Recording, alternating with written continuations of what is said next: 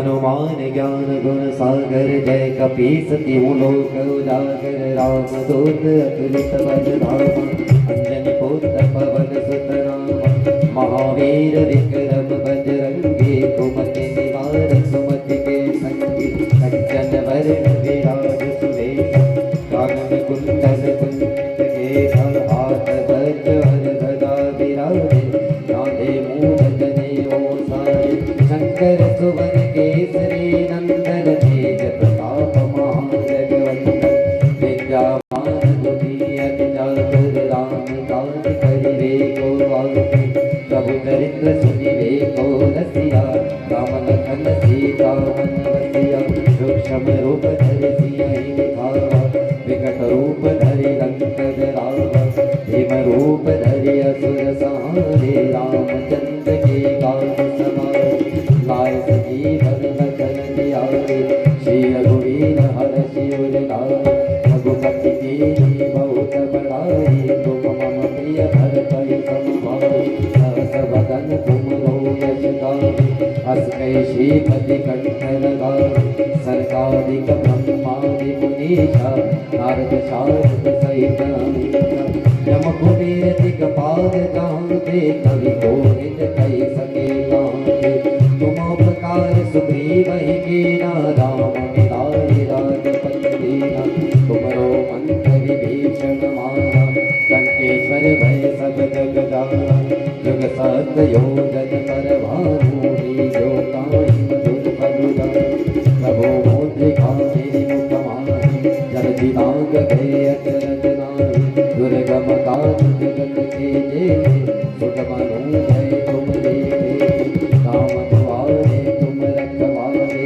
हो कथा विजय सारे सब सुख रहे तुम्हारी शरणा तुम रक्षक भाहु को तरना आपन तेज समारो आपे तीनों लोक हांकते कांपते भूत पिशाच निकट नहीं आवे महावीर जब नाम सुनावे नासे रोग हरि सब पीरा जपत निरंतर हनुमत वीरा संकट ते हनुमान छुड़ावे मन क्रम वचन ध्यान जोड़ावे सब पर राम तपस्वी राजा तिनके काज सकल तुम साजा और मनोरथ जो कोई लावे सोई अमित जीवन फल पावे चारों युग परताप तुम्हारा है प्रसिद्ध जगत उजियारा साधु संत तुम रखवारे असुनि नंदन राम दुलारे अष्ट सिद्धि नव निधि के दाता सबर दीन जानकी माता राम रसायन तुम्हारे पासा सदा रहो रघुपति के दासा तुम्हारे भजन राम को भावे जन्म जन्म के दुख बिसरावे अंत काल रघुवर पुर जाएगा जन्म हरि भक्त गावे और देवता चित बधाई हनुमत से शरण सुनि पड़ई संकट कटे मिटे सब पीरा जो सुमिरे हनुमत बल बीरा जय जय जय हनुमान गोसाई कृपा करम गुरुदेव की नाई जो शत बार पाठ कर कोई छूटहि बंदी मान सुख होई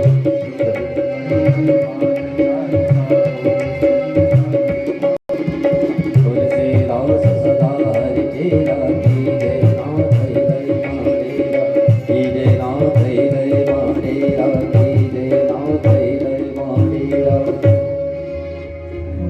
पवन तनय संकट हरण मंगल मूर्ति रूप राम लखन सीता सहित देव संसुरभूप लाल रे हलाली रसे अरुधरि दाद रघु वज्र देह दानव दलन जय जय जय कपीसूर सियावर राम जय जय राम मेरे प्रभु राम जय जय राम करो कल्याण सीता राम बोले कृष्ण कन्हैया लाल की श्रीमद् भागवत महापुराण की वेदव्यासी महाराज की जय जय श्री राधे श्याम।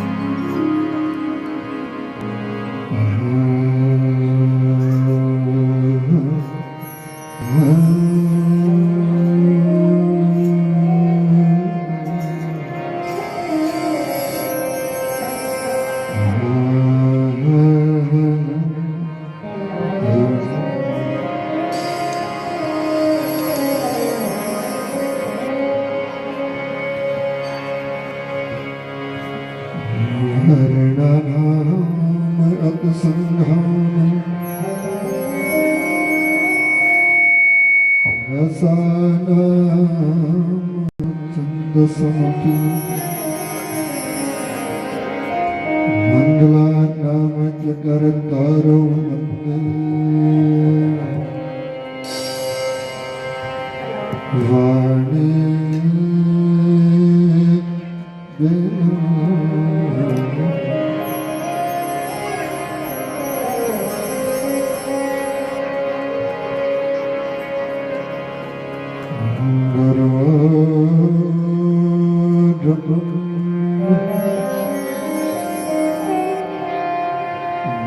Viष्णु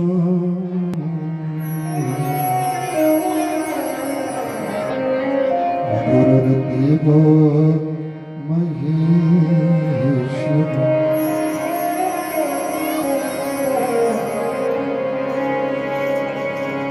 गुरुर् साक्षात् परब्रह्म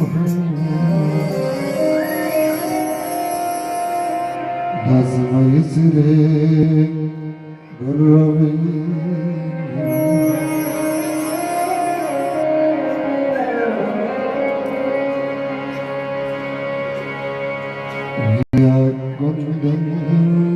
तुषारहार धवलं या शुभ्रवस्त्रावृतं या वीणामृदण्डमण्डितकरा या श्वेतपद्मासना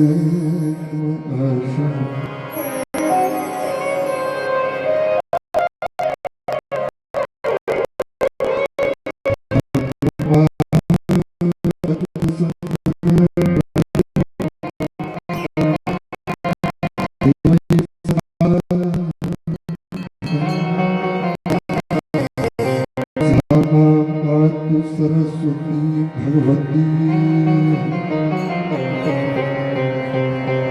देव से सजा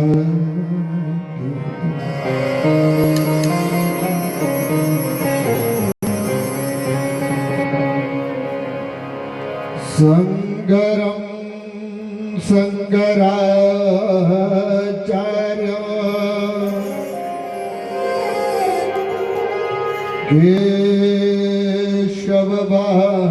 केशवबादरायण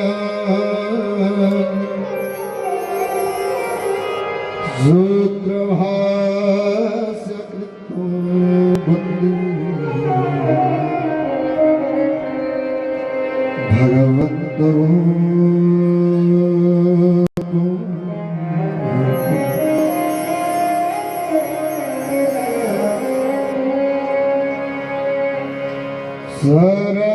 सर्वमंगल मंगल शिवे सर्वासाधिके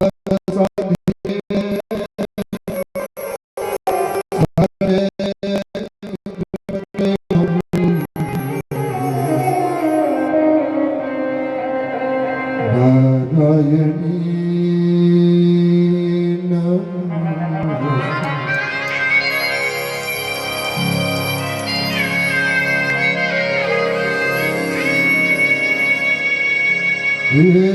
क्षणं दण्डाय महागलवन्दं नन्वा भैरव नमस्तुभ्यां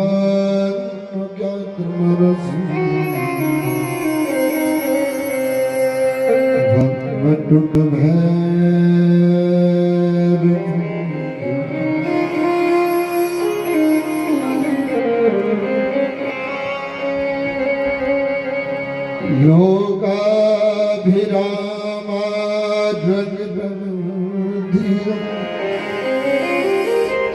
राजीव नेत्रम रघुवंशगातव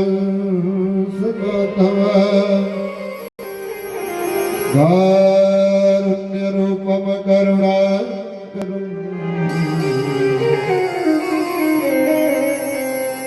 श्री रामचंद्र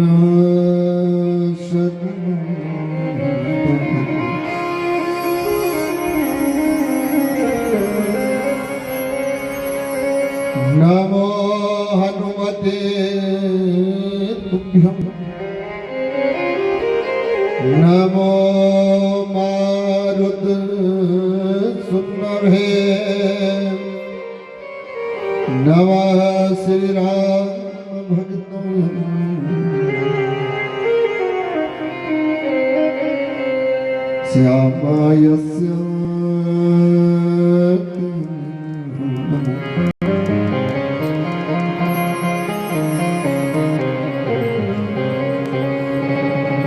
भवनतनय संकटं हरं मंगलमूर्तिरो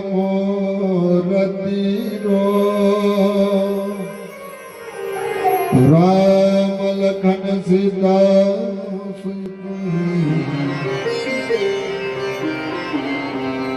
हृदय बसो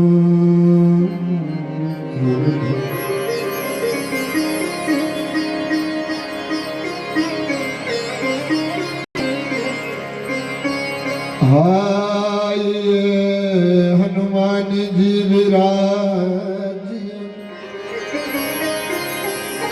दीजिए गधा का ज्ञान जिसे सुन कर सब मनो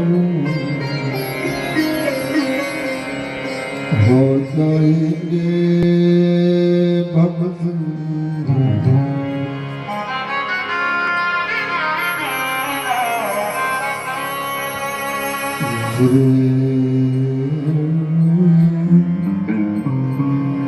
गणेश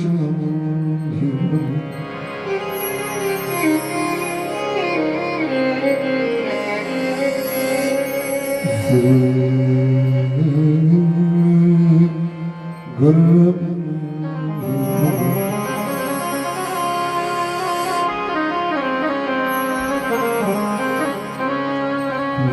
भगवती सरस्वती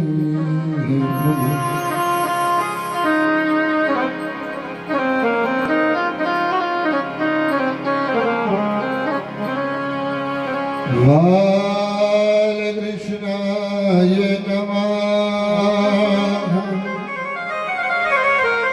राधा कृष्णाभ्यां नमः श्रीमद्भागवत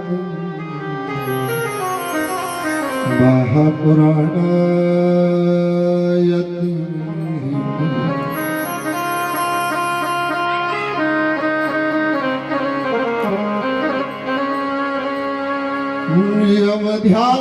यमध्यायन्ति बुद्धा समाधि समय सुदपिता सन्निभा नित्यानंदमया प्रसन्नमलम् सर्वेश्वरम्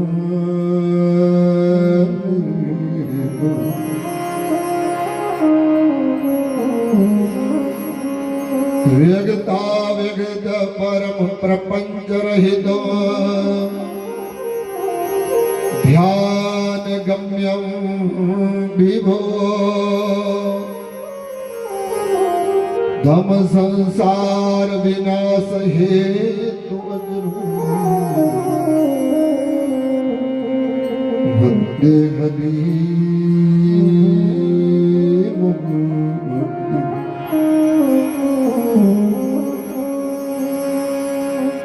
ध्येयं सदा परिभव विवर्णवीष्टितोऽहम्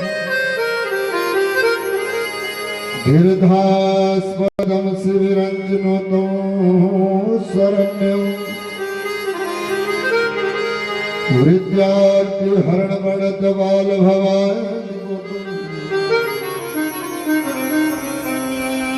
वन्दे महापुरुषं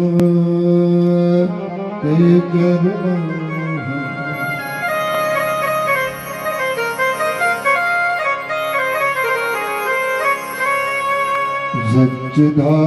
सच्चिदानंद रूपाय विश्वावत्पत्त्यादि हेतवे पापत्र विनाशं श्री कृष्णाय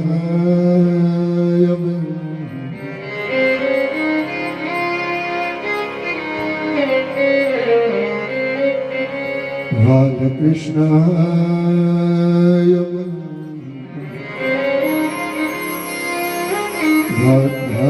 राधाकृष्णाभ्यां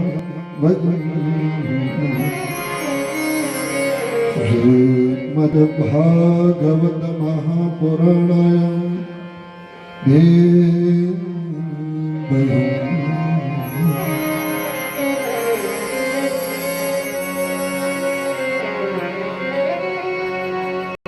करके राधा नाम का सुमरन करते हुए माँ भगवती के श्री चरणों का नमन करते हुए आज के स्वागत कथा में प्रवेश करें प्रेम के साथ। जय राधे राधे गोविंद गोविंद राधे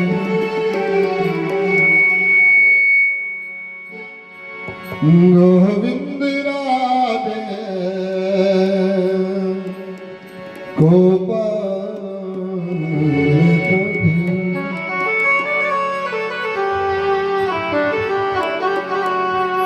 जय राधे जय राधे जय राधे राधे गोविंद गोविंद राधे राधे राधे गोविंद राधे राधे राधे गोविंद गोविंद राधे राधे राधे गोविंद गोविंद राधे गोविंद राधे गोपाल राधे गोविंद राधे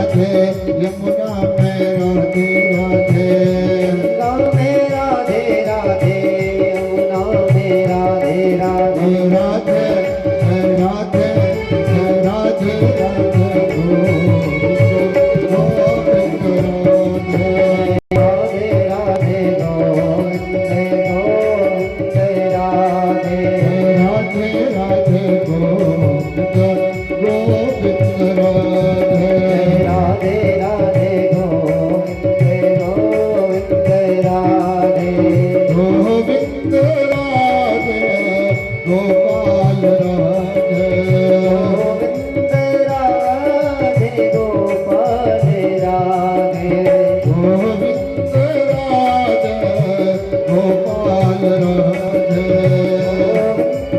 राधे गोपाल राधे राधे राधे राधे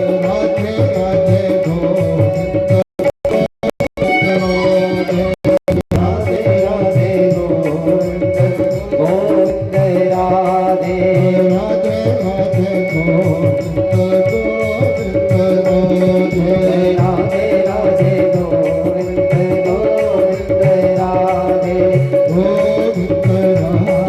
गोविंद राधे गोविंद राधे गोपाल राधे गोविंद राधे गोपाल राधे गोविंद राधे गोपाल राधे गोविंद राधे गोपाल राधे राधे राधे गोविंद गोविंद राधे राधे राधे गोविंद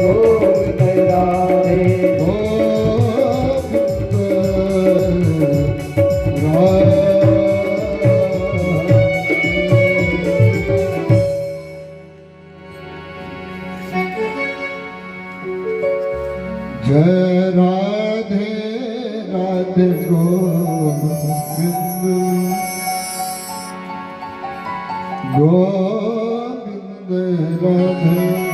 गोविंद गोविंद राधे जय राधे राधे गोविंद गोविंद राधे गोविंद राधे गोपाल राधे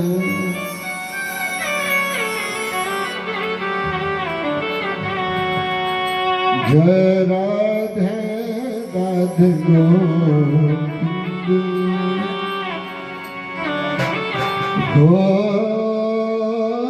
गोविंद राधे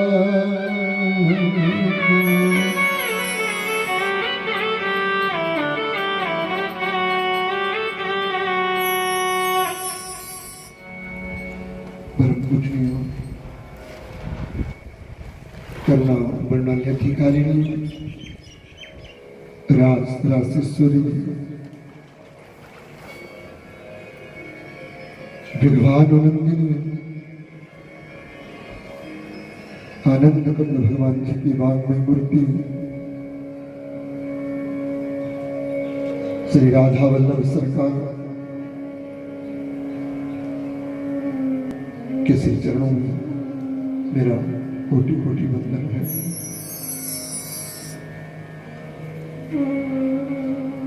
परम पूज्य सतगुरुदेव भगवान माँ भगवती सरस्वती गौरी शंकर भगवान लक्ष्मी नारायण भगवान परमपिता परमात्मा श्री ब्रह्मा जी महाकाली महालक्ष्मी महासरस्वती माँ भगवती नवदुर्गा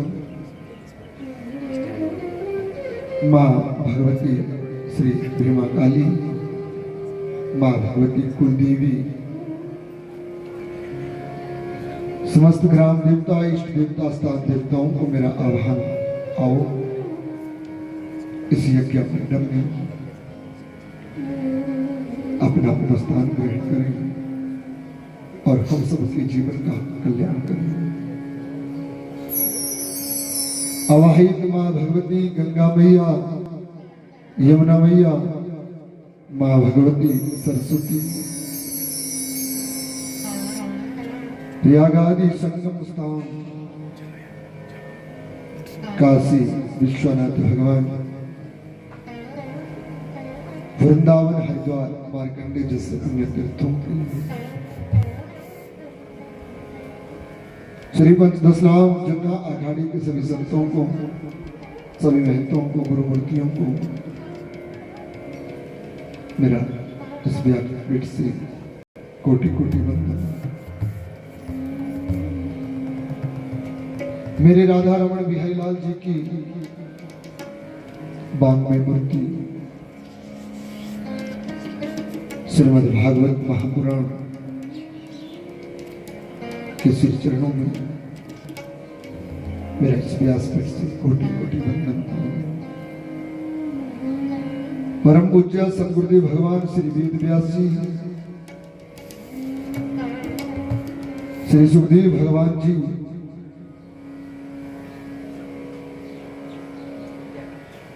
श्री सूत जी महाराज को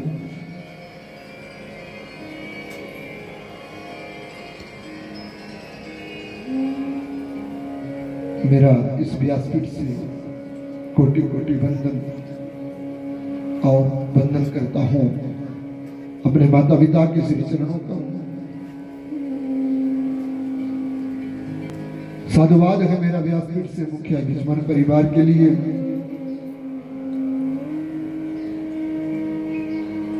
जो राधा वल्लभ सरकार की कृपा को प्राप्त करने हेतु धर्म अर्थ काम और मोक्ष को देने वाले इस श्रीमद् भागवत कथा का आयोजन किया।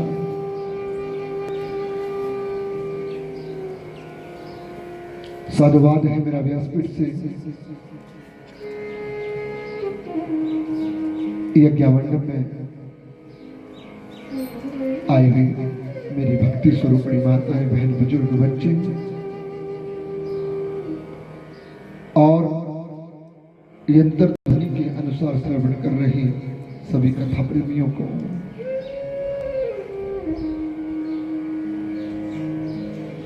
आप सब लोगों के ऊपर भी मां भगवती भीमा काली की राधा वल्लभ सरकार श्री राधा जी की असीम कृपा से आपका कल्याण हो।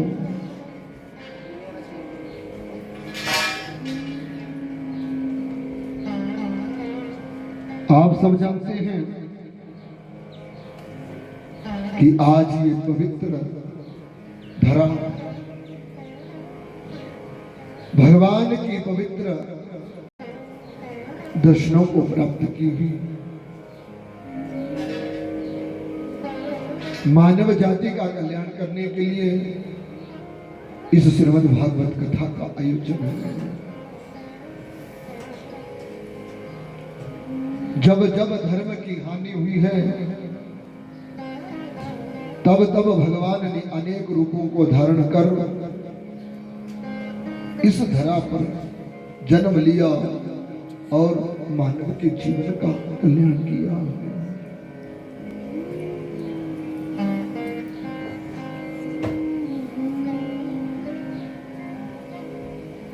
ये कथा सब संतों की वाणी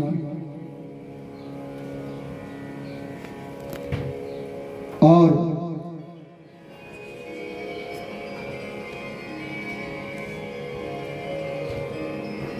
अनेक पुराण के अनेक प्रकार के वेदों का उपनिषदों का सार श्रीमद् भागवत कथा, जिसे सुनने मात्र से मानव के जीवन का कल्याण होता है। तो उसी कथा में हम अपने जीवन को लगाए हुए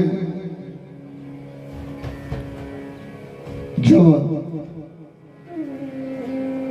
भक्तिमय भाव से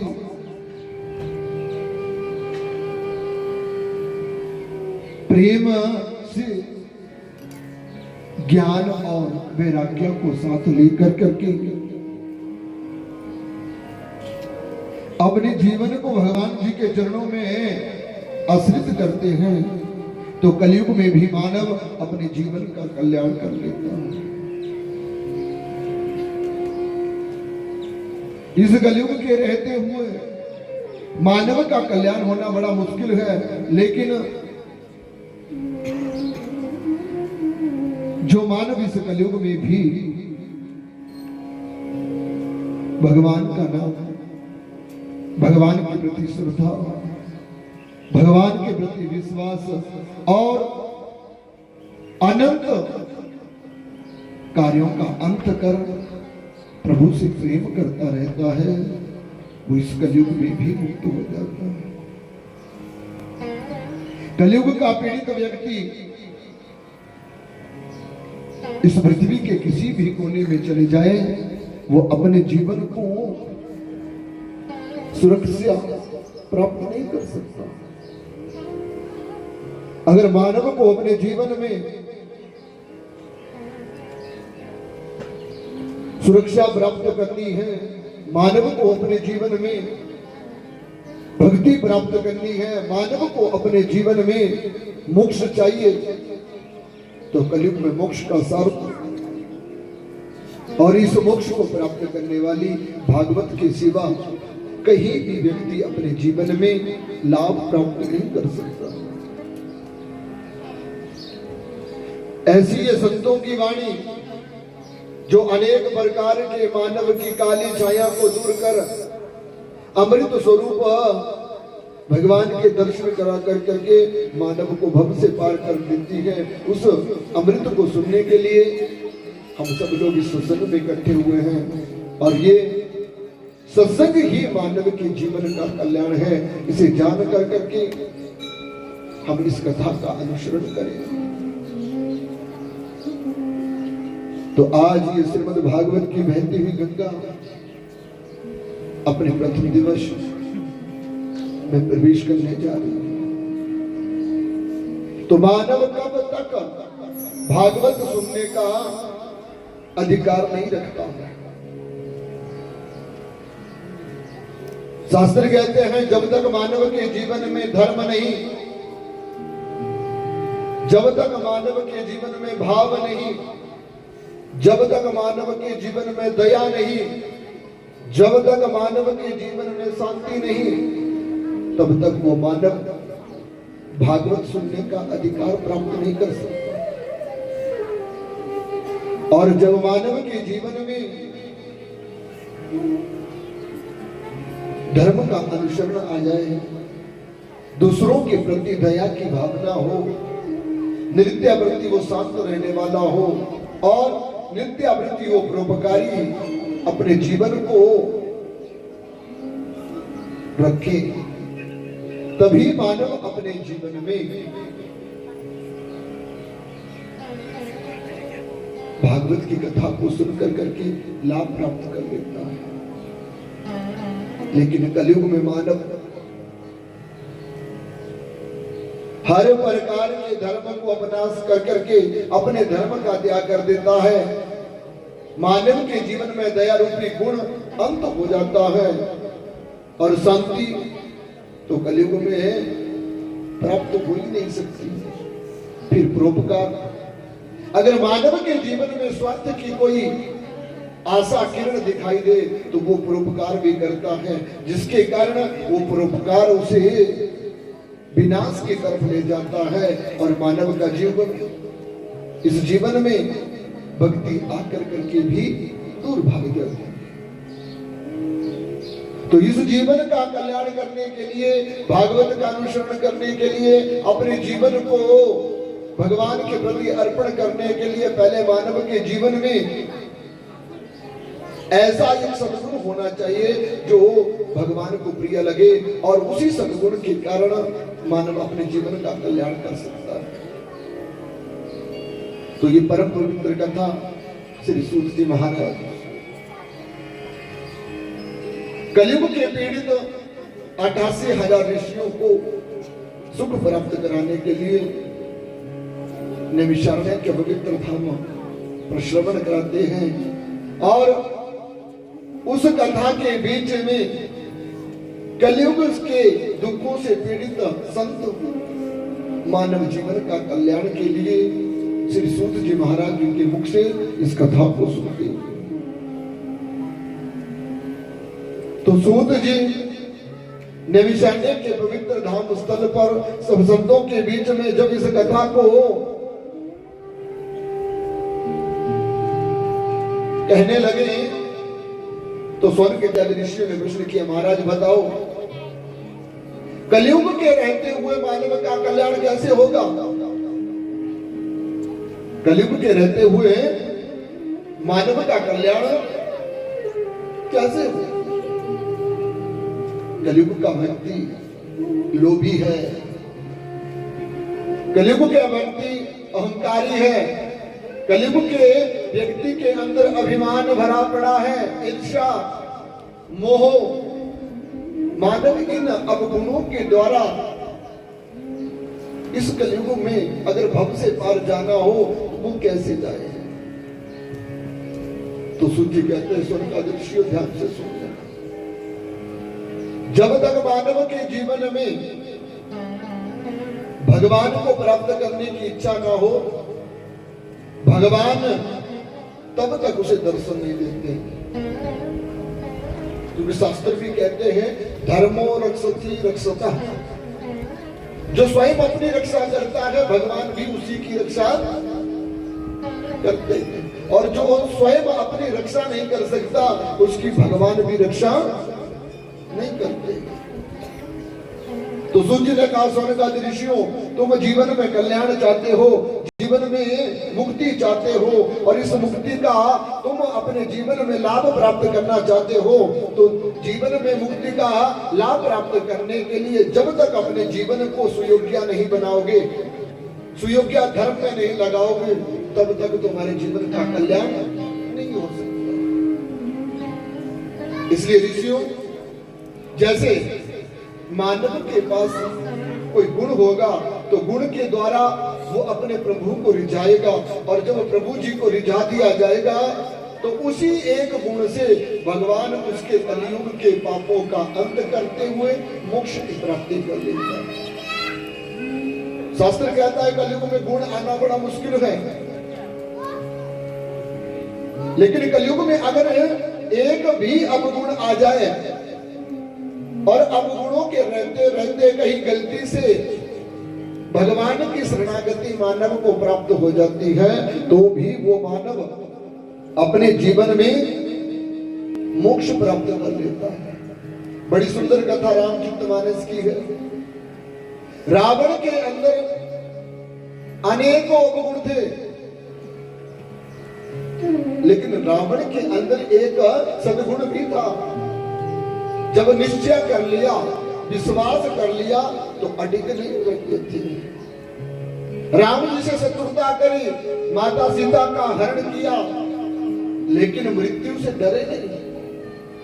मृत्यु आकर करके रावण के शरीर का अंत भी कर गई, लेकिन अपने लक्ष्य को नहीं बदला। तो ऐसा ही अगर कलयुग में एक सद्गुण मानव के जीवन में आ जाए तो वो भी रावण की तरह अपने जीवन को मोक्षार्थ कर सकता है। लेकिन कलयुग का मानव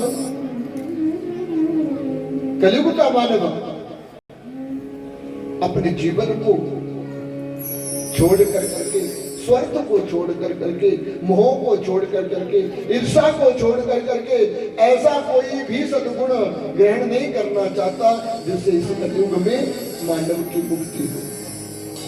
बड़ी सुंदर कथा मानव के जीवन पर आधारित है कि अगर जीवन में सुयोग्यता हो,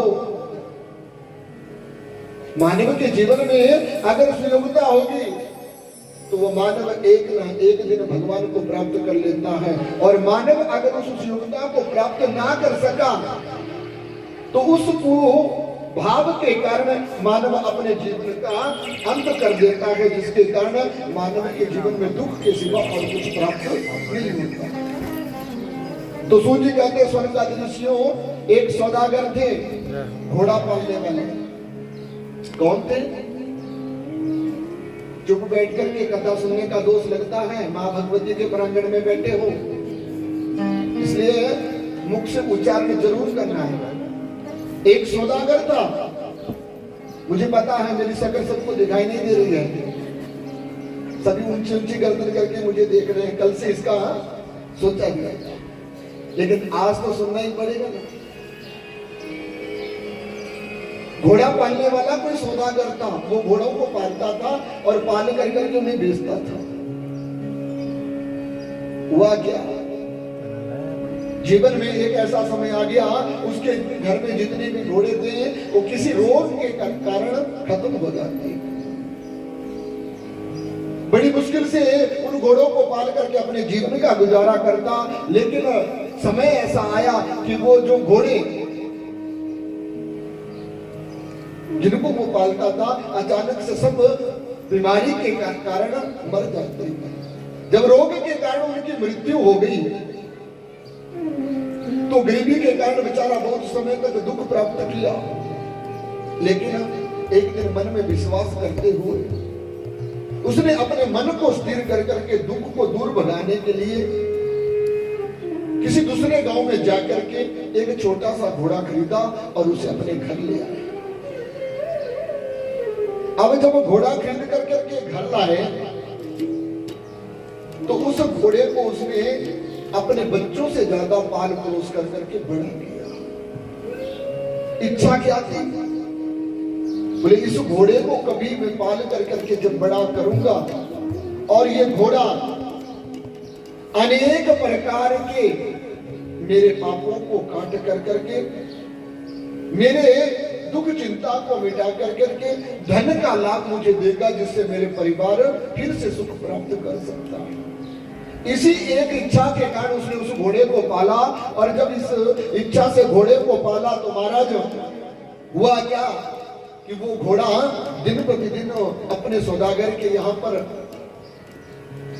पलने लगा। दिन प्रतिदिन जैसे उसकी सेवा होती रही तो सेवा के दौरान उसे लाभ भी, शरीर भी और सुंदरता भी उस घोड़े के अंदर उतनी ही दिखाई देती थी। समय आया एक दिन जब उस घोड़े को पाल परोस कर करके उसने बड़ा कर दिया तो सौदागर के मन में बात आ गई, अब गरीबी के बहुत समय था वो कट गया, आज इस घोड़े को साथ लेकर करके मैं मुखिया के पास जाऊंगा और मन निश्चित धन प्राप्त कर करके अपने जीवन को सुख प्राप्त कराऊंगा। खूंटी से घोड़े का बंधन तोड़ा और लगाम हाथ में पकड़ कर करके सुंदर उस घोड़े को साथ लेकर के वो चले, और जब चले तो जाकर के मुखिया के घर में पहुंचे। अब मुखिया के घर में पहुंचे तो मुखिया ने कहा, अरे वो सौदागर तू आज बड़े सुबह ही तू घोड़े को लेकर करके कहां जा रहा है? बोले महाराज बस आज अपने जन्मों जन्मों के पापों का अंत करने के लिए जा रहा हूं। मैं पहले भी घोड़े पाल करके अपने जीवन को पालता था, लेकिन समय के अनुसार मुझे दुख के सिवा कुछ नहीं मिला, और अब मैं फिर से एक घोड़ा खरीद कर करके उसको पाल पोस करके बड़ा किया हूं और उसे बेच कर करके अपने जीवन का कल्याण करूंगा, अपने जीवन के दुख को मिटाऊंगा, इसलिए महाराज आपके पास आया हूं। मुखिया ने कहा, महाराज बताओ, तुम्हारा घोड़ा तो बड़ा सुंदर है लेकिन कीमत कितनी है? अब सौदागर जिसने वो घोड़ा पालन करता अपने जीवन के दुखों को मिटाने के लिए, तो कीमत 5 लाख स्वर्ण मुद्रा रखी। 5 लाख स्वर्ण मुद्रा रखी। अब घोड़ा मुखिया ने देखा 5 लाख स्वर्ण मुद्रा का जब कीमत सुनी तो मुखिया ने कहा, महाराज इतनी ज्यादा कीमत, इस घोड़े के अंदर ऐसी कौन सी खास बात है जिसके कारण तुम इतना कीमत मांग रहे हो? बोले महाराज इस घोड़े के अंदर ऐसा सद्गुण है जिसे मैं कहूंगा तो तुम हैरान हो जाओ। क्या? बोले महाराज जब ये घोड़ा तुम खरीदोगे, इसकी पीठ पर बैठोगे तो ये घोड़ा जिस दिशा में भाग जाता है ये वापस मुड़ करके ये भागता ही जाता है, दुनिया की हवा भी इसे थका नहीं सकती। मुखिया ने मन ही मन में विचार किया, एक तो घर से धन दूं और दूसरे आपत्ति अपने सर में ले लूं तो बड़ा मुश्किल हो जाएगा। क्यों? बोले मेरी जगह तो बड़ा छोटा सा स्थान है, मेरा घर परिवार, मेरा मकान, जगह जमीन है थोड़ी सी जगह में है, और इस घोड़े पर बैठ करके जब मैं अपनी जगह जमीन देखने के लिए जाऊंगा, ये घोड़ा कहीं भागा और भाग करके दूसरों की जगह में ले जाएगा, अपने आप तो मरेगा ही, मुझे भी मरवाएगा। मुखिया ने कहा, हे सौदागर, मैं इस घोड़े को नहीं ले सकता। सौदागर ने कहा, ठीक है। गांव से बाहर निकले, और जब गांव से बाहर निकले तो बाहर जाकर करके वो घोड़ा साथ में लिए हैं। एक राजा आए, और राजा आकर के उस सुंदर घोड़े को देखते हैं। तो राजा ने उस सौदागर से पूछा, अरे वो सौदागर, ये घोड़ा किसका है? बोले, महाराज मेरा है। बोले, तुम इस घोड़े को क्या बेचना चाहते हो? बोले, हाँ महाराज, बेचना चाहता हूँ। क्या कीमत है? बोले, महाराज 5000 स्वर्ण मुद्रिका। कितनी? 5000 स्वर्ण मुद्रिका। राजा ने कहा, इतना ज्यादा क्यों? इसमें कौन सी खास बात है? सब घोड़ों की तरह तो है। बोले, महाराज, इस घोड़े के अंदर आपको हैरान करने वाली एक बड़ी सुंदर बात है। क्या? बोले, ये घोड़ा जिस भी दिशा में भागता है ना, पीछे हटता नहीं। राजा ने मन ही मन में सोचा, अगर इस घोड़े को ले लूं तो मेरी राज्य की जो जगह है वो सीमित सीमा तक है, और सीमा से भाग, अगर ये घोड़ा कहीं भागता भागता दूसरी सीमा में चला गया तो ये तो युद्ध करवा देगा और मेरी मृत्यु का कारण बन जाएगा। इसलिए राजा ने भी उस घोड़े को खरीदने से इनकार कर दिया। अब सौदागर बड़ा परेशान हो गया कि मैंने घोड़ा पाला परिवार का दुख हरण करने के लिए, लेकिन 2 दिन हो गए, जो भी कोई घोड़ा लेने आता है इसका भाव जान कर करके घोड़े को छोड़ देते हैं। अब क्या करूं? बोले, कोई बात नहीं, मैं घोड़ा लेकर के शहर चला जाऊंगा, वहां पर अच्छे अच्छे घुड़सवार होंगे, मेरे घोड़े को देख करके कीमत देंगे। अब क्या किया? वो सौदागर उस घोड़े को लेकर के शहर की तरफ निकला। जैसे ही शहर की तरफ निकला तो अचानक से पूरे भारत देश के राजा, जिन्हें महाराजा के चक्रवर्ती के नाम से जाना जाता था, उनकी रथ सवारी आ रही थी। रथ सवारी पर बैठे वो महाराज क्या दृश्य देखते हैं? बोले, एक वट वृक्ष के नीचे काले रंग का एक घोड़ा बंधा पड़ा है, और उस घोड़े के मुख के पास उसको पालने वाला बैठा हुआ है, लेकिन वो पालने वाला बड़ा निराश है। उस महाराजा ने अपना रथ रोका, और जब रथ रोका तो रथ रोक करके अपने सिपाही को भेजा और कहा, बोले, इस सेवक को मेरे पास बुलाओ। जाकर करके उस सेवक को साथ लेकर के सैनिक आया। महाराजा ने पूछा, अरे वो भैया, तुम यहाँ पर वृक्ष के नीचे बैठ करके घोड़े को लेकर करके क्या करना चाह रहे हो? क्यों दुखी हो? बोले, महाराज क्षमा करना, मैं अपना दुख क्या बताऊं, लेकिन दुख पहले कम था, अब और ज्यादा हो गया। क्यों? बोले, जीवन में दुख तो था ही, लेकिन उस दुख को मिटाने के लिए तो घोड़ा पाला, अब वो घोड़ा भी मेरे जीवन में दुख का कारण बन गया। क्या हुआ?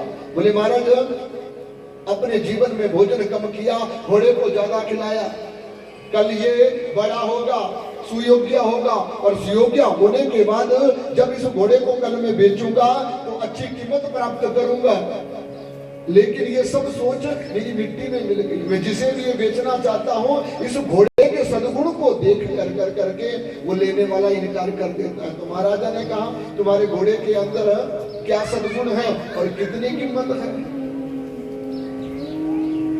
सौदागर ने कहा, महाराज अब क्या कहूं, बोलना तो नहीं चाहता, लेकिन मेरे घोड़े की कीमत 5 लाख स्वर्ण मुद्रिका।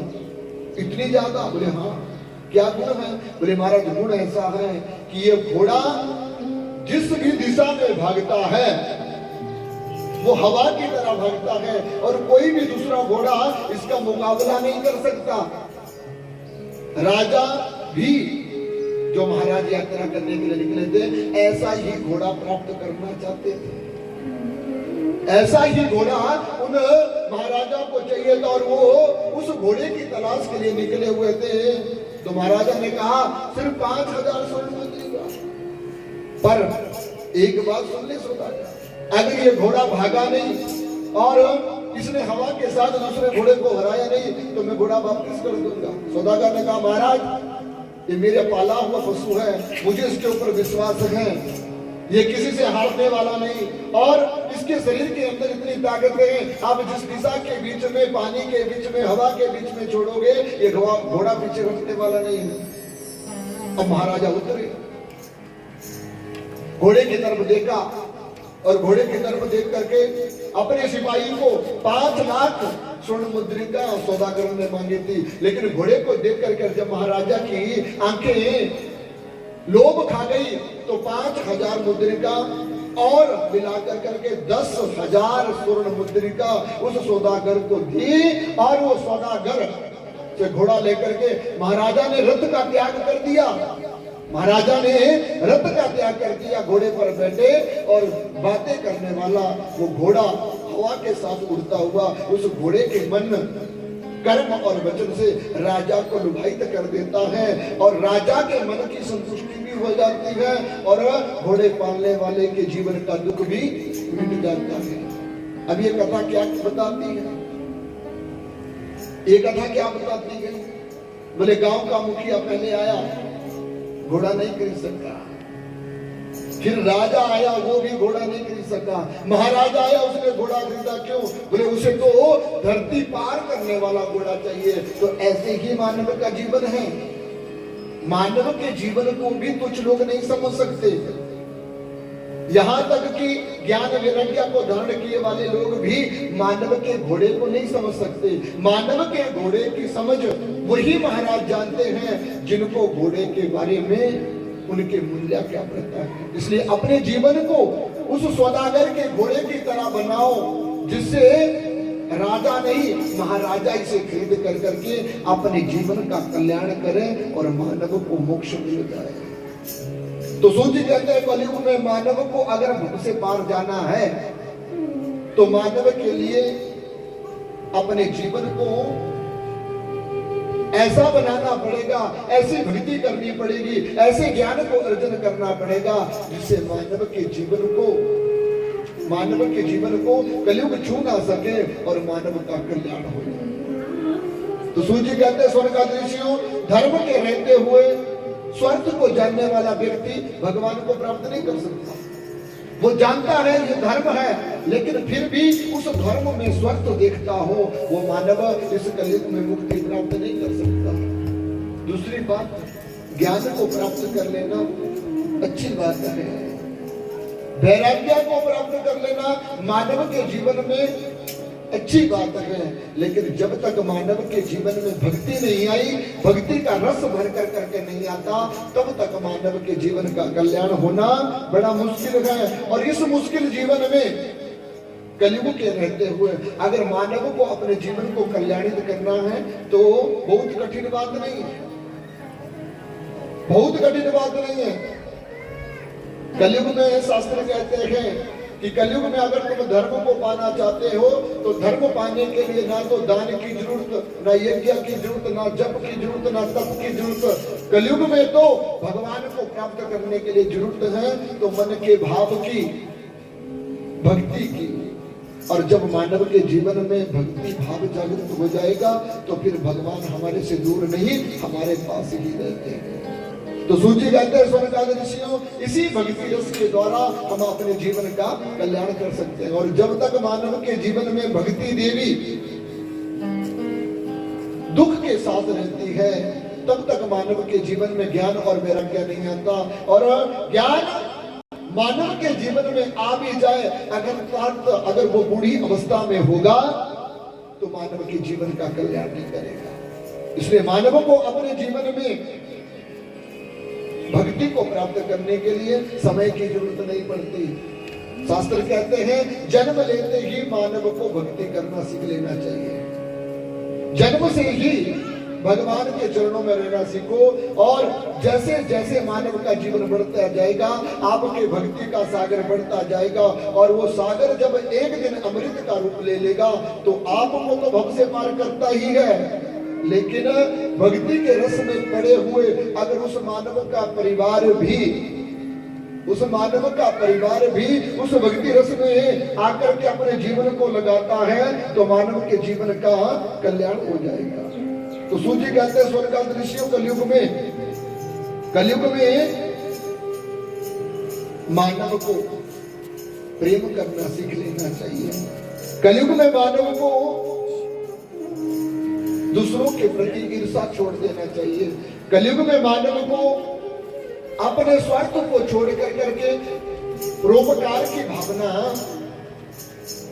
प्रारंभ कर देनी चाहिए, तब मानव का जीवन का इस कलयुग में उद्धार हो सकता है और मानव अपने जीवन को कल्याणित कर देता है। तो श्रीमद् भागवत कथा के महात्म्य में सबसे पहले भक्ति का चरित्र आया।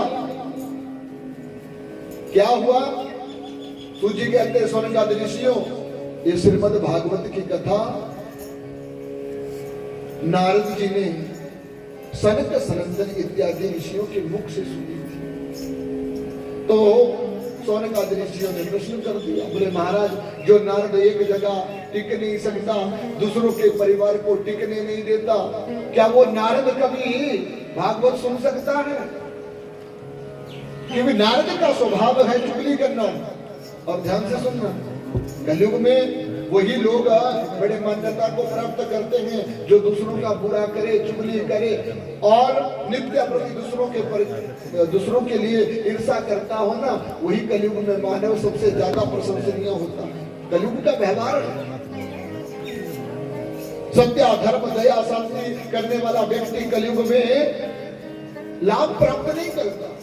तो सोनकादि ऋषियों ने पूछ लिया, बोले महाराज, नारद जी ने कथा कैसे सुनी? बोले एक दिन नारद ने विचार किया कि 3 लोग की परिक्रमा करते करते अब जीवन में कुछ थकावट आ गई, चलो मृत्यु लोक चलते हैं। तो इस पृथ्वी को क्या कहा गया है?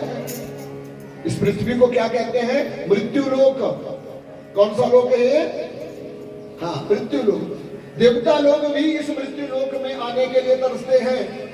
नारद ने अपने मन की शांति के लिए इस मृत्यु लोक में आने का विचार किया। जब आए तो आकर के क्या देखा? बोले महाराज, कली के प्रभाव से साधन भस्मताम गति, अनेक प्रकार के जो धरा के सुख है वो सुख खत्म हो गए हैं और दुख के सिवा कुछ भी इस धरती पर नहीं बचा। नारद पहले गंगा में गए, यमुना में गए, सरस्वती में गए, बड़े बड़े मंदिरों में गए, तीर्थों में गए। क्या पाया? बोले उस गंगा में नहाने से क्या लाभ, उस तीर्थ में नहाने से क्या लाभ? बोले जब तक स्नान जल में करे हैं पाप मुक्त है, और जैसे ही जल के बाहर आते हैं तो पहले के पाप खत्म नहीं होते, दूसरे और लग जाते हैं। कैसे? बोले तीर्थों पर पाखंडी लोग बैठे हैं, पाखंड कर कर करके जो गंगा की महिमा का अंत कर बैठे हैं। तीर्थों पे, मंदिरों में ब्राह्मणों ने पाखंड रचा करके दुनिया की भक्ति को क्षीण कर दिया है। नारद जी ये सब देख कर करके बड़े हैरान हो और उन्होंने मंदिरों को, तीर्थों को छोड़ कर करके गृहस्थियों के घर में मेहमानी करी। तो शास्त्र कहता है कि संत लोग जब गृहस्थियों के यहाँ आते हैं तो अपना धर्म उन्हें दे जाते हैं और उनका पाप साथ लेकर के चले जाते हैं, संत जब घर में आते हैं। लेकिन जब नारद गृहस्थियों के यहाँ पे गया तो क्या देखा? बोले महाराज, कलयुग ने इतना इस धरती को, मृत्यु लोक को बिगाड़ दिया है कि लोगों ने आए हुए मेहमान का सत्कार करना भी भूल गए। लोग भगवान का सत्कार करना भी भूल गए हैं। अरे घरों में जिन पुरुषों के रहते हुए उन पुरुषों के कहे हुए शब्दों को मान कर करके इस सृष्टि को चलाया जाता था, वहां पर अब माताओं की बातों को सुनकर के घर चलाया जाता है।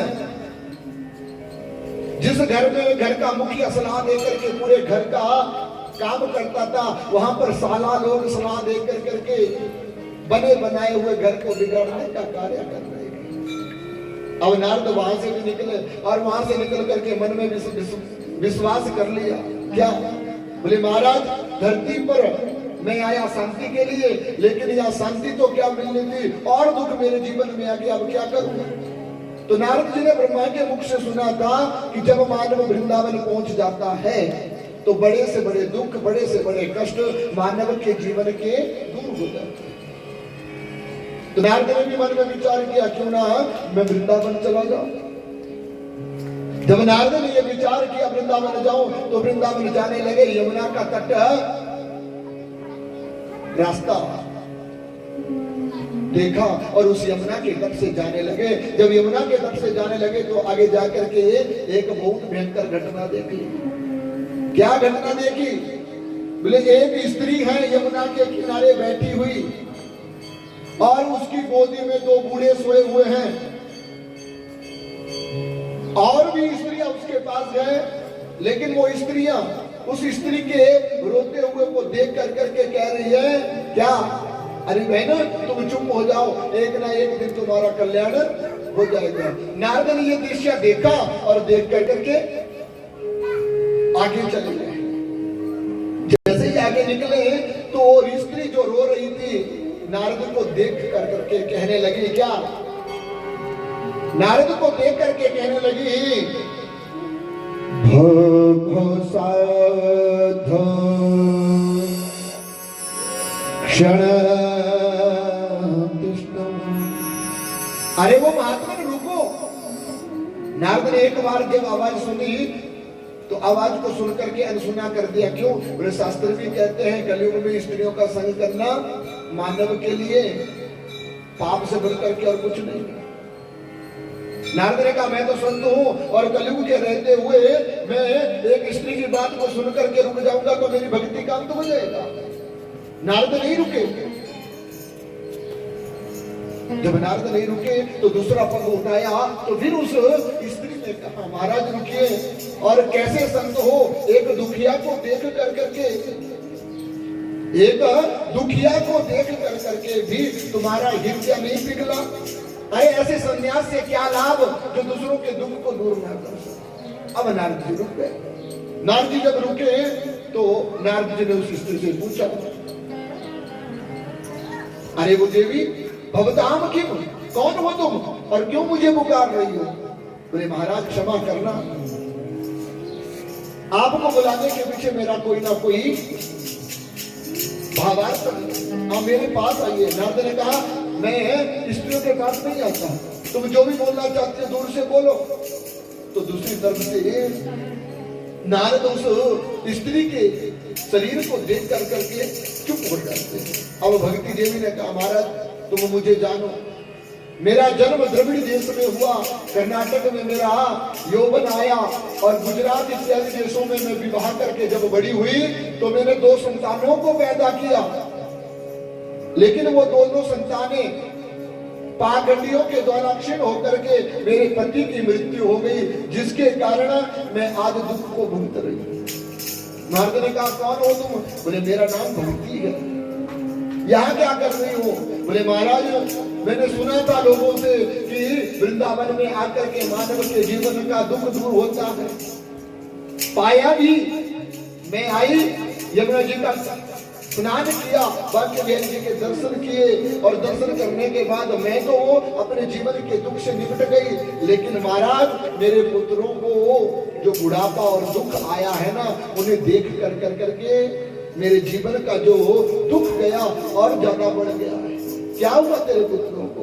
बोले महाराज जो तुम ये 2 पुत्र मेरी गोदी में देख रहे हो ना, ये और कोई नहीं है, मेरे बच्चे हैं, मेरे बेटे हैं। इनका नाम है ज्ञान और वैराग्य। वृंदावन में भक्ति तो है, लेकिन महाराज ज्ञान और वैराग्य का कोई व्यापारी नहीं है। लोग भक्ति तो करते हैं, भाव भी है, लेकिन मानव के जीवन में भक्ति करने के लिए भी ज्ञान और वैराग्य की जरूरत पड़ती है। इसलिए महाराज वृंदावन के प्रभाव से मैं को सुख को प्राप्त करूं, लेकिन मेरे बालकों के जीवन में जो दुख आया था वही नहीं मिटा, वो नहीं मिटा। इसलिए महाराज तुम मेरे जीवन का कल्याण करने के लिए, मेरे जीवन का कल्याण करने के लिए और मेरे बच्चों का दुख दूर करने के लिए आपके दर्शन मुझे हुए हैं और इनका उद्धार करो। जैसे ये कहा तो अब नारद उस दुखिया के दुख को सुनकर के उनके पास आए। जब पास में गए तो नारद ने कहा, बंटी देवी तेरे जीवन में दुख आया है, ये मैं देख रहा हूं, लेकिन इस दुख को दूर करने के लिए तुम क्या समझती हो कि जीवन में दुख का कारण क्या है? अब कलयुग में जितने भी मानव हैं धन से युक्त है, परिवार से युक्त है, बड़े अच्छे अच्छे मकान सबके पास है, सुंदर वस्त्र, सुंदर कपड़े, सुंदर भोजन मानव करता है, फिर भी कलयुग के मानव का दुख खत्म नहीं होता। क्या कारण है? भक्ति ने कहा महाराज कारण है कलयुग। इस कलयुग ने मानव जीवन के भाव को दूषित कर दिया है, जिसके कारण मानव के पास सब होते हुए भी कुछ नहीं है, सब होते हुए भी कुछ नहीं है। क्योंकि शास्त्र कहते हैं कि जब तक मानव के जीवन में शांति नहीं, तब तक मानव का जीवन सब कुछ प्राप्त करने के बाद भी कुछ प्राप्त नहीं करता है। कलयुग के कारण मानव के जीवन का अंत हुआ है। और भक्ति देवी कहने लगी महाराज इस कलयुग ने जब से पद आगमन किया है तब से मेरे जीवन को दुख के सिवा कुछ नहीं मिला। अरे राजा परीक्षित तूने इसे क्यों नहीं मार दिया? नारद ने कहा देवी रुको, राजा परीक्षित ने इस कलयुग को क्यों नहीं मारा? इसके पीछे भी एक कारण है। कलयुग में अगर सब अवगुण है तो एक सद्गुण भी है, एक सद्गुण भी है। तभी तो कहा जाता है कि 100 अच्छा कार्यों को करने वाला जो व्यक्ति होता है ना, उसके अंदर एक ना एक बुराई जरूर होती है, और जो 100 बुरा करने वाला व्यक्ति होता है ना, उसके अंदर एक ना एक अच्छाई जरूर होती है। तो कलयुग के अंदर भी एक अच्छाई है। कलयुग के अंदर भी एक अच्छाई है। क्या अच्छाई? यत् फलम नास्ति तपसा न योगेन समम् तद् फलमलं सम्यक् कलौ केशव कीर्तन। अरे भक्ति कलयुग के अंदर भी एक सद्गुण है। सतयुग में हजारों वर्ष लोग तपस्या करते थे, फिर भगवान जी का दर्शन होता था। त्रेता में भी लोग हजारों वर्ष तक तपस्या करते, फिर भगवान जी का दर्शन होता था। द्वापर में भी आया तो वही तप कन्या की संख्या 100 वर्षों में बदल गई, तब उसके बाद मानव को भगवान का दर्शन प्राप्त होता था। इससे अच्छा तो कलयुग है, इससे अच्छा तो कलयुग है। क्या बोले? अगर एक बार राम का नाम ले लिया तो समझ लो राम जी के दर्शन होंगे। कलयुग के अंदर एक गुण है कि अगर तुम भगवान का प्रेम से कीर्तन करते हो, भगवान का नाम लेते हो, जब तब यज्ञ करने की जरूरत नहीं पड़ती, फिर भी भगवान आपके जीवन का कल्याण कर देते हैं, आपके जीवन को कल्याणित कर देते हैं। इसलिए भक्ति देवी तुम चिंता ना करो, अगर तुम्हारे जीवन के पापों का अंत ना कर दो तो मेरा नाम भी नारद नहीं। और ये कह करके नारद क्या किया? अपनी वीणा लेकर करके सोए हुए भक्ति देवी की गोदी में उन दोनों पुत्रों के पास गए और कान में जाकर करके अनेक वेदांतों के मंत्र, उपनिषदों के मंत्रों का गायन करने लगे। जब उन मंत्रों का गायन करने लगे तो क्या हुआ? बोले वो जो 2 बालक सोए हुए थे बूढ़ी अवस्था में, उन्हें किसी भी प्रकार का आश्रम नहीं मिलता, वो जैसे दुख में थे वैसे ही रहे। नारद बड़ा चिंतित हुआ, क्या करूं, कैसे इन भक्ति देवी के पुत्रों का उद्धार किया जाए। याद आई, बोले जब मानव को बड़ा दुख पड़ जाए और कहीं भी किसी भी प्रकार से मानव के दुख को हरण करने की दवाई ना मिले, तो कलयुग में वो दवाई है भगवान का 12 अक्षर मंत्र, ओम नमो भगवते वासुदेवाय। कलयुग में अगर कोई भी कार्य ना हो, कोई भी कार्य ना बन रहा हो, जीवन में दुख के सिवा कुछ ना मिलता हो, तो उस मानव को फिर अपने जीवन का दुख हरण करने के लिए इन शब्दों का उच्चारण करते हुए ओम नमो भगवते वासुदेवाय इस मंत्र का जाप कर लेना चाहिए। मानव को स्वयं इस कलयुग में मुक्ति प्राप्त हो जाती है। मानव को स्वयं जीवन के दुखों का अंत होने वाली दवा मिल जाती है। तो नारद ने भी अपना जल लिया और जल लेकर के अपने हाथ में रखा, 3 बार ओम नमो भगवते वासुदेवाय का मंत्र बोला और वो मंत्र से अभिमंत्रित किया हुआ जल लिया और जल लेकर के क्या किया? उन दोनों बालकों के ऊपर छिड़क दिया। जैसे ही दोनों बालकों के ऊपर छिड़का, वो बालक जो बहुत समय से सोए हुए थे, जल के स्पर्श मात्र से वो उठ जाते हैं।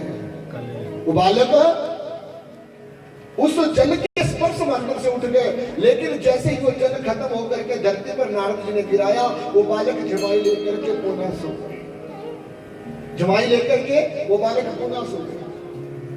नारद ने कहा बड़े मुश्किल भी क्या किया जाए। उसी समय चिंतित हुए नारद को देख कर करके आकाशवाणी हुई। आकाशवाणी हुई क्या? बोले नारद, जिस कर्म को तुम करने के लिए तुम जा रहे हो ना, इसी कर्म को सत्कर्म कहा जाता है। इसलिए नारद तुम सत्कर्म करो, और सत्कर्म करने से भी मानव कलियुग में मुक्ति प्राप्त कर सकता है। लेकिन कलियुग में सत्कर्म कौन करता है? स्वार्थ के लिए तो सब काम किए जा सकते हैं। जीवन में दुख होगा, भगवान याद आएंगे। जीवन में किसी प्रकार का कष्ट आ जाएगा तो है माता है पिता सब याद आते हैं। लेकिन जीवन में अगर सुख हो तो कोई किसी को याद भोजन तैयार हो गया है, भंडारा भी तैयार है। अब मैं तो 2 महीने से बोल ही रहा हूं, लेकिन आपके बीच में तो क्षमता है हाँ और नहीं करने की। बोल दिया करो, नहीं तो बड़ा दुख लगता है। बोले जगदम्बा भगवती मैया की। देखो माँ भगवती के पास आए हैं, और माँ भगवती के पास आकर करके भी अगर चुप्पी साधोगे ना तो शास्त्र कहता है कि जो मुंह नहीं खोलता माँ के दरबार में, अगले जन्म में क्या होता है? वो अगले जन्म में होता है गूंगा।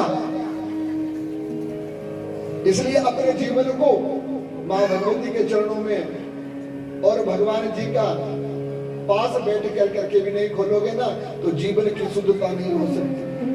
जीवन का कल्याण चाहते हो तो मानव को अपने जीवन में कुछ ना कुछ बोलना चाहिए। कर्म के बिना मानवहीन है, और अगर कर्म करोगे तो फल भी मिलेगा। भोजन बन गया हो, भोजन पक गया हो, थाली में भी डाल दिया गया हो, अगर हाथ नहीं हिलाओगे ना तो पेट की भूख नहीं जा सकती। वैसे ही भगवान की भक्ति है, अगर इसे बोलोगे नहीं, सुनोगे नहीं, और इसमें बैठ कर करके इसका सत्संग नहीं करोगे ना तो जीवन का कल्याण होना नामुमकिन। इसलिए अपने जीवन में कल्याणित करने के लिए कर्म करना बड़ा जरूरी है। सत्कर्म करो, और जब तक मानव सत्कर्म नहीं करेगा, जब तक मानव सत्कर्म नहीं करेगा, तब तक मानव के जीवन में कल्याण नहीं हो सकता। और कलयुग में सत्कर्म क्या है? कलयुग में सत्कर्म क्या है मैं समझा दूं। किसी मंदिर में चले जाना सत्कर्म नहीं है। अपने परिवार को पाल लेना सत्कर्म नहीं है। अपने लिए सुंदर वस्त्र पहन करके दूसरों को दुख देना सत्कर्म नहीं है। अपने किए हुए निज कर्मों को कर कर करके दूसरों को दुख देना सत्कर्म नहीं है। कलयुग में सत्कर्म है सत्य बोलना, सदा दूसरों के दुख में खड़े रहना, सदा नित्य प्रति दूसरों के दुख को दूर करने के लिए अपने जीवन को दुख में डाल देना ही मानव जीवन का सबसे बड़ा सत्कर्म है। और सत्कर्म कहा गया है भगवान की भक्ति, क्योंकि जब तक मानव भगवान की भक्ति नहीं करता तब तक मानव के जीवन में सत्कर्म आ ही नहीं सकते। तभी तो कहा गया क्या? सत्कर्म सोचो नो नम ज्ञानम समृद्धि बुद्धि श्रीमद् भागवत आलापसतो गीत सुखाति। जीवन में सबसे बड़ा सत्कर्म है भगवान की सेवा में रहना। सबसे बड़ा सत्कर्म है। कौन कौन ऐसा व्यक्ति है माँ भगवती का दरबार पास में है, नित्यापति मंदिर आता है? कौन कौन ऐसा है? खड़ा हाथ करेंगे। गांव के सभी लोग गांव के बैठे हैं। मंदिर तब आया जाता है जब मुश्किल होती है, और जब तक मानव ऐसे कर्मों को करेगा तो लाभ मिलेगा। लाभ के लिए कर्म करने पड़ते हैं। भगवती के पास, भगवान के पास सब देवता एक है। भगवान ने स्वयं कहा है एको अहम द्वितीय नास्ति।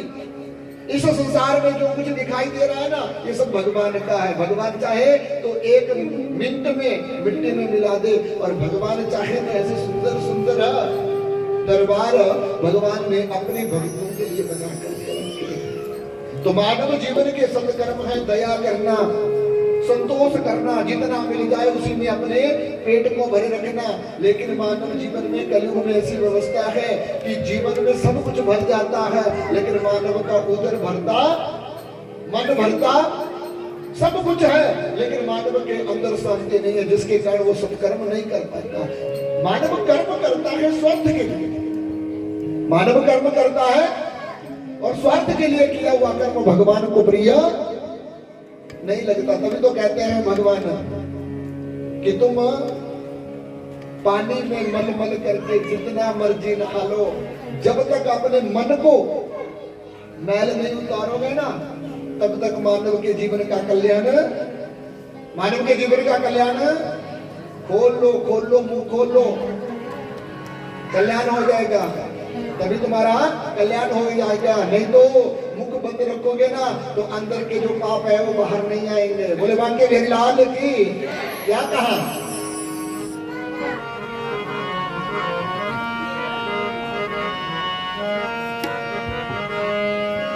पानी में मल मन नहाए, तू मन का मैल उतार प्यारे। पानी में मल मन नहाए, तू मन का मैल उतार प्यारे। पानी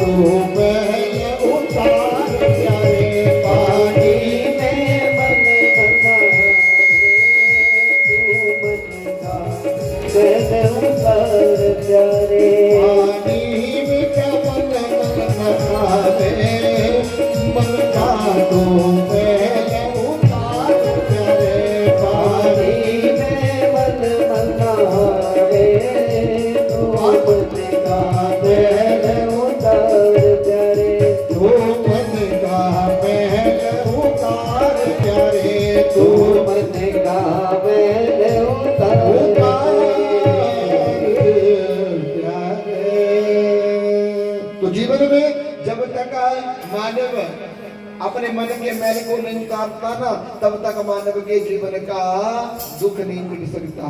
साबुन जितने मर्जी लगा लो, देह को जितना मर्जी सुंदर सजा लो, अगर भगवान के प्रति मन नहीं लगाना तो इस जीवन का कोई लाभ और अपने जीवन का कल्याण करने के लिए, अपने जीवन का कल्याण के लिए नारद जी को आकाश में कहते हैं सत्कर्म कर लो। और सत्कर्म क्या है? तो सत्कर्म को जानने के लिए बहुत बड़े बड़े विद्वानों को नारद जी ने पूछा सत्कर्म क्या है, लेकिन कोई, और अब भी ऐसा ही है।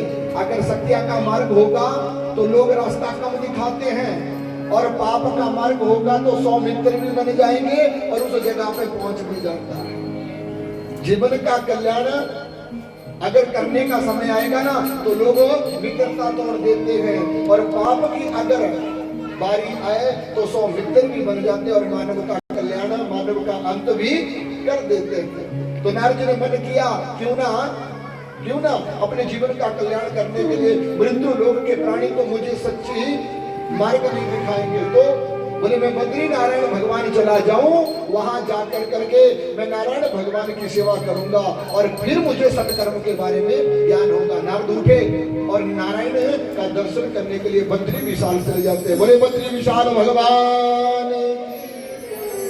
जैसे ही बद्री विशाल में गए तो बद्री विशाल में जाकर के क्या किया, बोले भगवान जी के चरणों में मस्तक झुकाया और मस्तक झुका कर करके भगवान जी से प्रार्थना करी, महाराज जिस दुख को देख कर करके मैं आया हूं ना, उस दुख को देख करके मुझे जीने की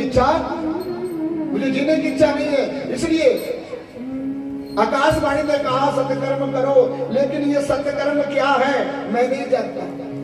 ये सत्कर्म क्या है मैं नहीं जानता, लेकिन तुम्हारे चरणों में आकर के वो सत्कर्म मैं करना चाहता हूं। इसलिए मेरे बुद्धि को, मन को, मेरे हृदय को निर्मल करते हुए मुझे सत्कर्म के मार्ग पर लगाओ। नमन किया और नारायण जी की कृपा से नारद भगवान घूमने लगे। और जब नारद भगवान घूमने लगे तो रास्ते में जाकर के नारद भगवान के बड़े भाई ब्रह्मा जी के 4 पुत्र ब्रह्म कुमार सनक सनंदन इत्यादि ऋषि उन्हें दिख जाते हैं। जब दिखे तो नारद ने प्रणाम किया। नारद को बड़ा बेचैन पाया। नारद को जब बेचैन पाया तो उन ब्रह्म कुमारों ने पूछा, नारद क्यों बेचैन हो, क्या हुआ? बोले महाराज क्या कहूं, इस जिंदगी में सुख को प्राप्त करने के लिए मृत्यु लोक आया, लेकिन जब सुख प्राप्त करने के लिए मृत्यु लोक आया ना तो सुख तो क्या मिलना था, मेरे दुख की गिनती 4 गुनी हो गई। क्या हुआ? बोले महाराज एक भयंकर दृश्य देखा। एक युवती को देखा, उसकी गोदी में 2 बेटे सोए हैं। जब उनके पास गया तो पता चला कि ये माँ और बेटा है। घटते जंठा तरणा तनयाविति, माता यौवन अवस्था में और बेटे बुढ़ापे में चले गए हैं। व्यवस्था को देख करके के बड़ा दुख हुआ। पूछा तो कलयुग का प्रभाव जान कर करके उस बेटी के जीवन में दुख आया है। जब मैं उस दुख को दूर करने के लिए मंत्र के द्वारा, तंत्र के द्वारा, यंत्र के द्वारा प्रयास किया तो उनका दुख नहीं दूर हुआ। आकाशवाणी हुई सत्कर्म करो। तो महाराज उस सत्कर्म को करने के लिए मैं बड़े लोगों के पास गया, लेकिन मुझे उसके बारे में किसी ने नहीं बताया। अब नारायण की कृपा से आपके दर्शन हुए हैं, नारायण की कृपा से आपके दर्शन हुए हैं, अब आप ही बताओ सत्कर्म क्या है। तो जब ऐसा कहा तो वो सनक सनंदन इत्यादि ऋषि हंसने लगे। बोले नारद भगवान के भक्त होकर के भी तो भगवान के सत कर्म को नहीं जानते। कलयुग में भगवान का सत्कर्म है भागवत की कथा। कलयुग में मानव के जीवन का सत्कर्म है भगवान का सानिध्य। कलयुग में मानव जीवन का अगर कल्याण करना हो तो सत्य चित्त आनंद की अनुभूति मानव के जीवन में आनी चाहिए। जब तक मानव का जीवन भगवान के पास ना आए, भगवान के चरणों में उनका हृदय ना लगे, तब तक मानव के जीवन का दुख दूर। तो कलयुग में सत्कर्म है भगवान की सेवा, भगवान का भजन करना, भगवान के प्रति अपने जीवन को आनंदित करना ही इस कलयुग में मानव के जीवन का कल्याण है, मानव के जीवन का कल्याण है। तो नारद अगर तुम भी अपने जीवन का दुख हरण करना चाहते हो और भक्ति देवी के जीवन में आए हुए दुख को हटाना चाहते हो तो भागवत जी की शरणागति में जाओ और भागवत जी की शरणागति में जाकर के कलयुग में आया हुआ व्यक्ति दर्शन मात्र से अपने जीवन में लाभ प्राप्त कर लेता है। कहाँ होनी चाहिए ऐसी एक कथा? भागवत किस किस जगह में सुननी चाहिए और कहाँ कहाँ भागवत सुनने का क्या लाभ मिलता है? सबसे पहले गौशाला में, गौशाला के पास भागवत सुनने का लाभ होता है। गौशाला ना जीवन में आए तो नदी का किनारा, नदी का किनारा भी ना हो तो तीसरी जगह बताई गई है गुरु का आश्रम। गुरु के आश्रम में बैठ करके अगर कथा सुने तो 10 गुना लाभ देती है। अब गुरु का आश्रम भी ना मिला हो तो भगवती कुल देवी का मंदिर, भगवती कुल देवी कुलजा का मंदिर, उसके गोदी में बैठ करके भी अगर आप भागवत कथा को कलयुग में सुनते हो तो 10 गुना लाभ मिलता है। और ये सब भी ना मिले, ये सब भी मानव के जीवन में मौका ना मिले तो कथा कहाँ सुननी चाहिए? बोले गंगा यमुना और सरस्वती के तट पर। तो कलयुग में मानव के जीवन का कल्याण होगा। तो सूर्य कहते हैं स्वर्ग आदि ऋषियों, इस प्रकार जब नारद को कहा तो नारद ने कहा, बोले महाराज आप बताओ हम भक्ति देवी के दुख दूर करने के लिए इस कथा को कहां पर सुनना चाहिए? और आप ही कथा का आगाज करेंगे। तो सर्ग सनंदन ने कहा कलयुग में गंगा मानव के जीवन का कल्याण करती है। जिसने गंगा का स्नान कर लिया वही मानव अपने जीवन में भक्ति को प्राप्त करता हुआ भव से पार कर लेता है। तो नारद मैं तो उचित समझता हूँ हरिद्वार अनंत नामक तट, और उस तट पर जाकर के तुम भागवत जी की व्यवस्था करो। और भागवत जी को व्यवस्था करने से पहले तुम 4 दिशाओं में निमंत्रण बांटो। निमंत्रण बांट करके सभी संतों को, ब्राह्मणों को, कन्याओं को, गौओं को, पेड़ पौधे जीव जंतु को निमंत्रण दो। और फिर कथा का प्रांगण में आकर करके तुम संतों के मुख से इस कथा को सुनोगे तो तुम्हें लाभ प्राप्त होगा। नारद ने कहा कथा का कार्य आप करेंगे, कथा आप बोलेंगे, और निमंत्रण देने का काम मेरा है। तो क्या किया नारद ने? उसी समय नमन किया। 9वीं तिथि भागवत जी का स्वागत करने के लिए रख दी।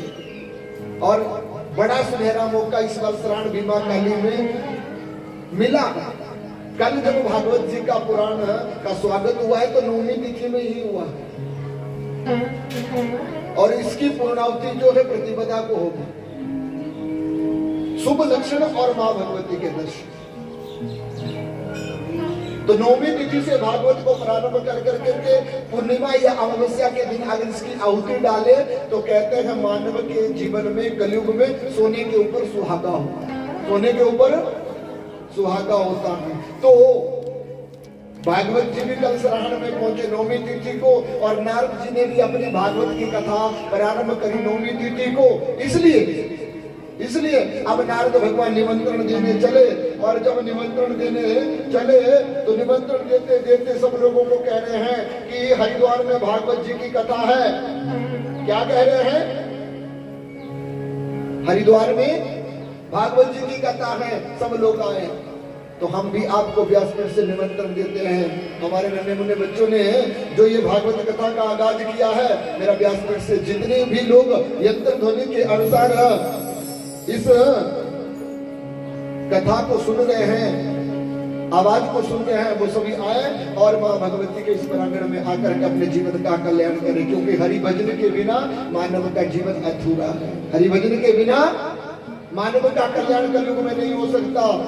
जीवन में ऐसे काम पड़ जाते हैं जिनसे छुटकारा पाना बड़ा मुश्किल है, लेकिन व्यक्ति वही कलयुग में मोक्ष को प्राप्त करता है जो कलयुग के कामों को छोड़ करके अपने जीवन को भगवान जी के हवाले करता है, तभी मानव का कल्याण होता है। तो आज की कथा नारद जी के निमंत्रण के साथ में यहीं पर विश्राम करूंगा। कल से मैं आप सब लोगों को इस श्रीमद् भागवत कथा का जो आयोजन किया गया है उसकी नियम सारणी का मैं आपको दर्शन करा दूं।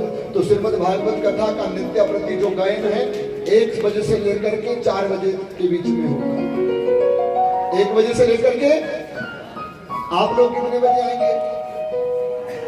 बोले महाराज 4 बजे आएंगे भंडारा खाने। कितने बजे आएंगे? हाँ, सब लोग 12:30 बजे कथा पंडाल में पहुंच करके भगवान का संकीर्तन और उस संकीर्तन के साथ भागवत जी की सुंदर सुंदर कथाओं को सुनेंगे। जैसा आप लोग सुनना चाहेंगे वैसे हम आपको कथा सुनाएंगे, लेकिन एक ही शर्त है, समय का ध्यान और दूसरे भगवान की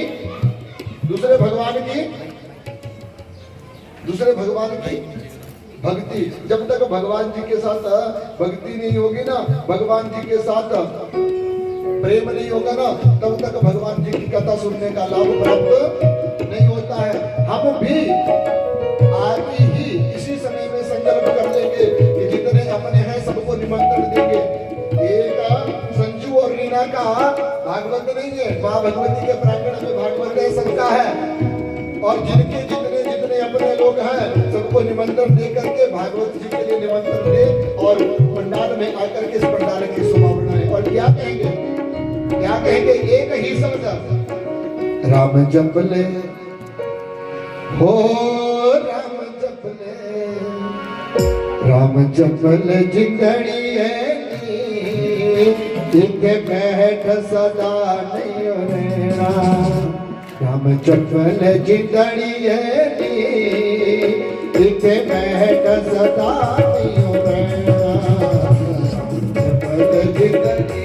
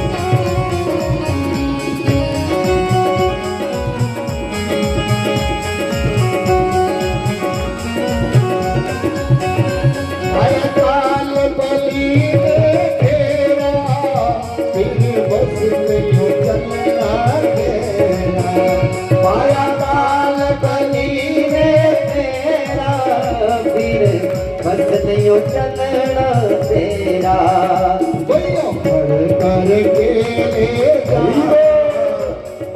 पढ़ कर के ले जा, सदा काम जप में जिंदड़ी इतने बैठ सदा नहीं रहना।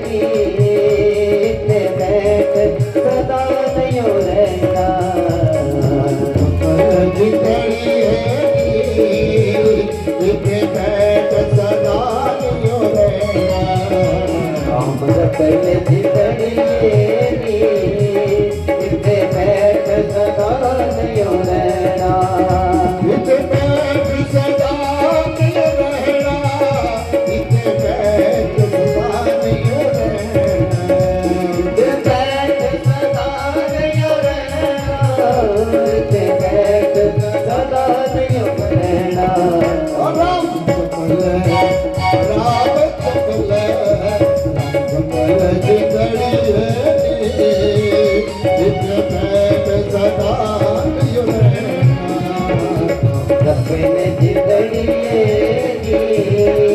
इतने बैठ सदा नहीं रहना, इतने बैठ सदा नहीं रहना, इतने बैठ सदा नहीं रहना, इतने बैठ सदा नहीं रहना, इतने बैठ सदा नहीं रहना। राम सदा नहीं रहना।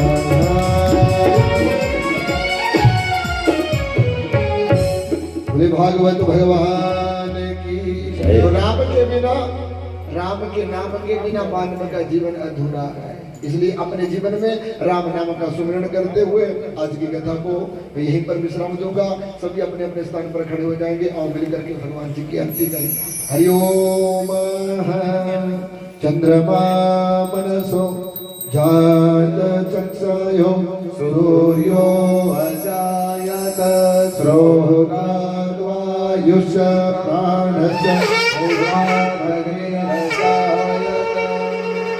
श्री भागवत भगवान की आरती पापियों को पाप से है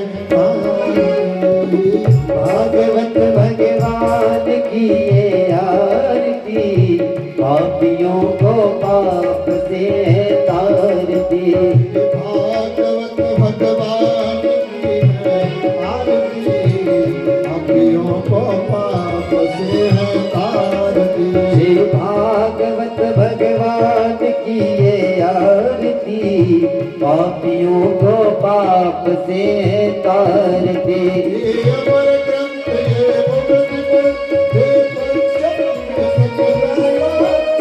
ज्योति जगाने वाला ज्योति जगाने वाला नव ज्योति जगाने वाला श्री राम जी घनश्याम यही राम यही घनश्याम यही मधुसूदन की आरती पापियों को पाप से तारते। श्री भागवत भगवान की ये आरती पापियों को पाप से तारते।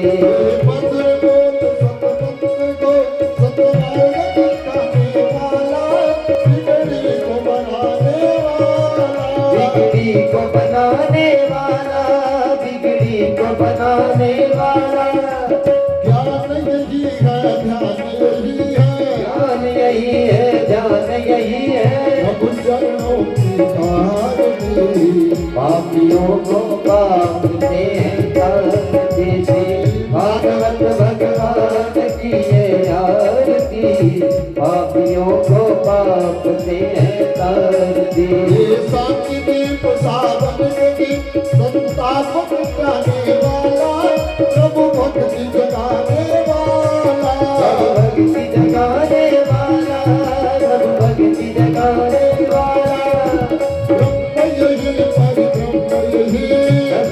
यही पर ब्रह्म यही जगमंगल की आरती पापियों को पाप से आरती। श्री भागवत भगवान की ये आरती पापियों को पाप से तारती। पापियों को पाप से तारती पापियों को पाप से तारती। पापियों को पाप से तारती पापियों को पाप से तारती। भरपूर गौर धर्मावतारम संसार सारम सदा वसंतम दिव्यारविंदनामानि सहितं नमामि। तुमे भवाता कपिता तुमे भवतो तुमे भविद्या तुमे बसरणं तुमे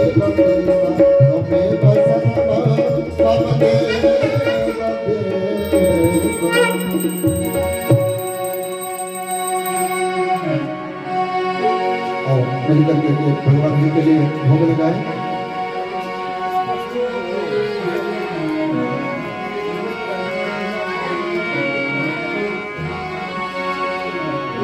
आओ भोग लगाओ मिलके मेरे ठाकुर का द्वारा है। आओ भोग लगाओ मिलके तेरे ठाकुर का द्वारा है। आओ भोग लगाओ मिलके मेरे ठाकुर का द्वारा है। आओ भोग लगाओ मिलके मेरे ठाकुर का द्वारा है। मेरे ठाकुर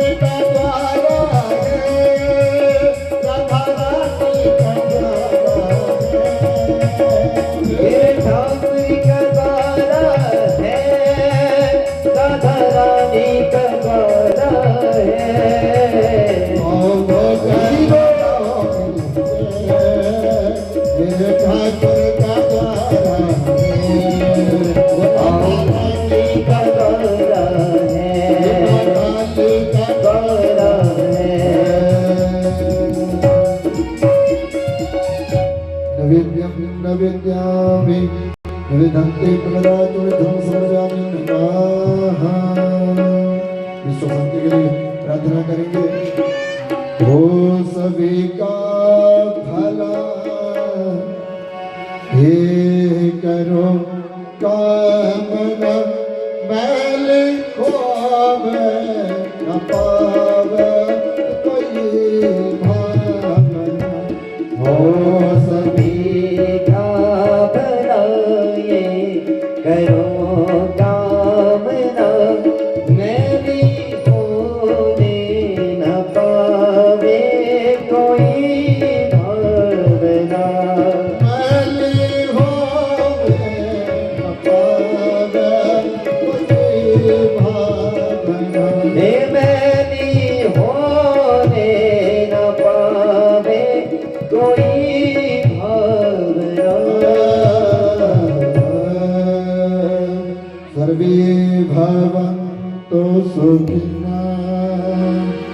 सर्वे सन्तु निरामयाः सर्वे भद्राणि पश्यन्तु मा कश्चित् दुःखभाग् भवेत्। तस्मात् धर्म की अधर्म का विनाशो प्राणियों में सद्भावनाओं विश्व का कल्याण हो। गौ माता की सेवा भारत माता की की जय अपने अपने माता पिता की जय सतगुरु भगवान की की जय शंकर भगवान की की जय नौ दुर्गा मैया की जय हिमा काली मैया की जय दुर्गा मैया की जय श्रीरामचंद्र भगवान की जय बाल कृष्ण लाल की की जय राधा कृष्ण भगवान की की जय भागवत भगवान की की जय श्री पंचदश नाम जंगा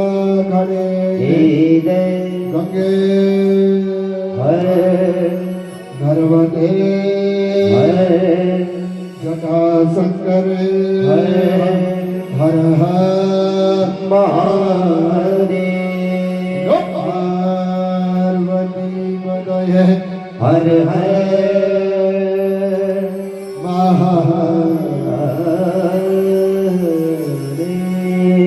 जय जय श्री राधे जय जय श्री राधे जय जय श्री राधे इसके साथ मैं अपने शब्दों को विराम दूंगा। राधा रानी के श्री चरणों में, शांति विहार जी के श्री चरणों में। जय श्री राधे राधे राधे। ओम नमो नारायण।